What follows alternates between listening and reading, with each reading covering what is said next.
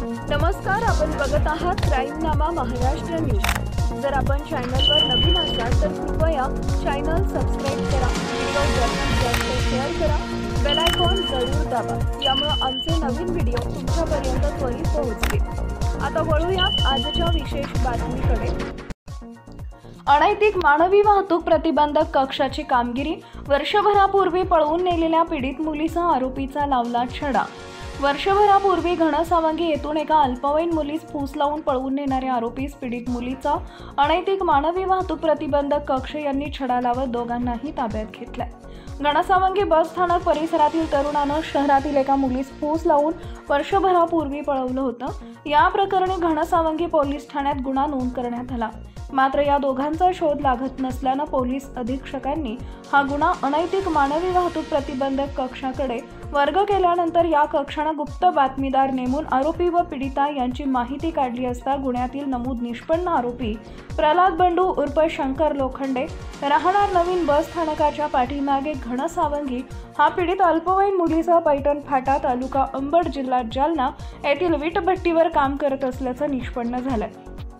त्यामुळे या कक्षानं त्यांना पैठण फाटा तालुका अंबड जिल्हा जालना येथून ताब्यात घेऊन गुन्ह्यातील पीडित व आरोपीस पुढील तपासकामी घनसावंगी पोलीस स्टेशन इथं हजर केलं आहे। ASTU जालना यांच्याकडे तपासास असलेला पोलीस ठाणे घनसावंगी येथील गुन्हा रजिस्टर नंबर 432/2024 मध्ये दाखल गुन्ह्यातील अल्पवयीन मुलीस अज्ञात व्यक्तीने फूस लावून पळवून नेले आहे म्हणून गुन्हा दाखल होता। सदरचा गुन्हा हा बराच कालावधीपासून प्रलंबित होता।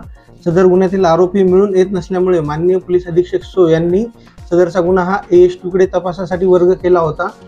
त्याप्रमाणे ASTU येथील पोलीस अधिकारी व अंमलदार यांनी गुन्ह्याच्या संदर्भाने तांत्रिक विश्लेषण करून व गुप्त बातमीदारामार्फत माहिती काढून सदर गुन्ह्यातील आरोपी निष्पन्न नामे प्रल्हाद बंडू लोखंडे राहणार अंबड हा अंबड येथील पैठण फाटा येथील वीटभट्टीवर काम करत असल्याची खात्रीलायक बातमी मिळाल्यावरून माननीय पोलीस अधीक्षक सो यांच्या आदेशाने सदर ठिकाणी जाऊन पीडित व आरोपी यास ASTU पथकाने ताब्यात घेतलेले आहेत।